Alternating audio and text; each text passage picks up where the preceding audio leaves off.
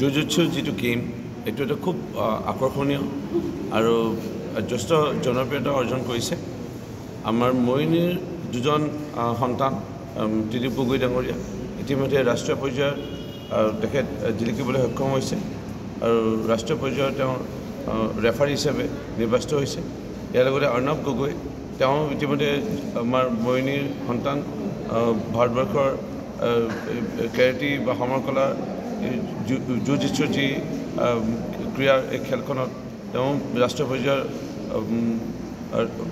Referee হিচাপে বা কোচ হিচাপে তেওঁ ইতিমধ্যে নিৰ্বাচিত হৈছে আৰু আমাৰ বাবে যথেষ্ট আনন্দৰ বাৰ্তা এইটো।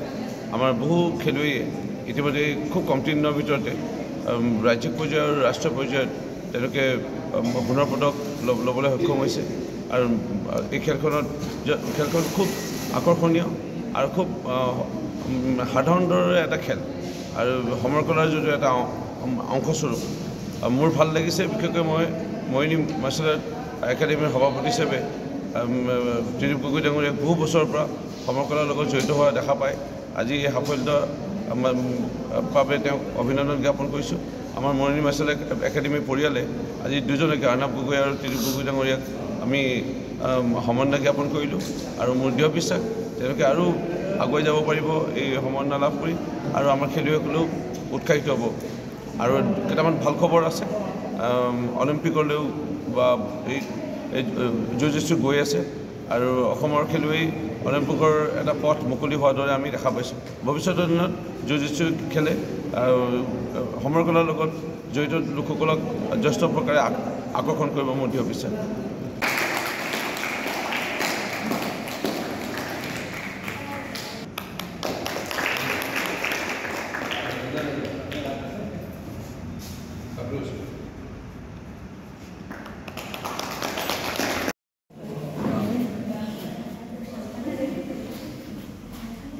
জুজুৎসু যিটো গেম এইটো এটা খুব আকৰ্ষণীয় আৰু যথেষ্ট জনপ্ৰিয়তা অৰ্জন কৰিছে।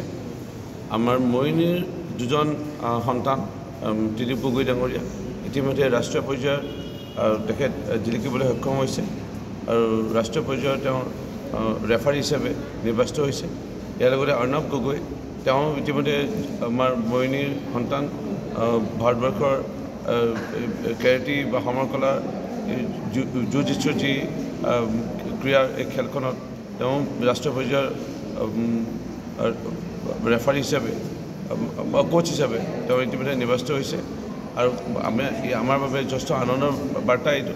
আমাৰ বহু খেলুৱৈয়ে ইতিমধ্যে খুব কমটি দিনৰ ভিতৰতে ৰাজ্যিক পৰ্যায়ৰ আৰু ৰাষ্ট্ৰীয় পৰ্যায়ত তেওঁলোকে সোণৰ পদক ল'বলৈ সক্ষম হৈছে আৰু এই খেলখন খুব আকৰ্ষণীয় আৰু খুব সাধাৰণ দৰে এটা খেল আৰু সমৰকলাৰ যিটো এটা অংশস্বৰূপ। মোৰ ভাল লাগিছে, বিশেষকৈ মই মৰিনী মাৰ্চেল আৰ্ট একাডেমীৰ সভাপতি হিচাপে ত্ৰিদীপ গগৈ ডাঙৰীয়াক বহু বছৰৰ পৰা সমৰকলাৰ লগত জড়িত হোৱা দেখা পায়। আজি এই সাফল্যৰ বাবে তেওঁক অভিনন্দন জ্ঞাপন কৰিছোঁ। আমাৰ মৰিনী মাৰ্চেল একাডেমীৰ পৰিয়ালে আজি দুজনকে অৰ্ণৱ গগৈ আৰু ত্ৰিদীপ গগৈ ডাঙৰীয়াক আমি সমন্বয় জ্ঞাপন কৰিলোঁ আৰু মোৰ দৃঢ় বিশ্বাস তেওঁলোকে আৰু আগুৱাই যাব পাৰিব এই সমন্বয় লাভ কৰি আৰু আমাৰ খেলুৱৈসকলেও উৎসাহিত হ'ব।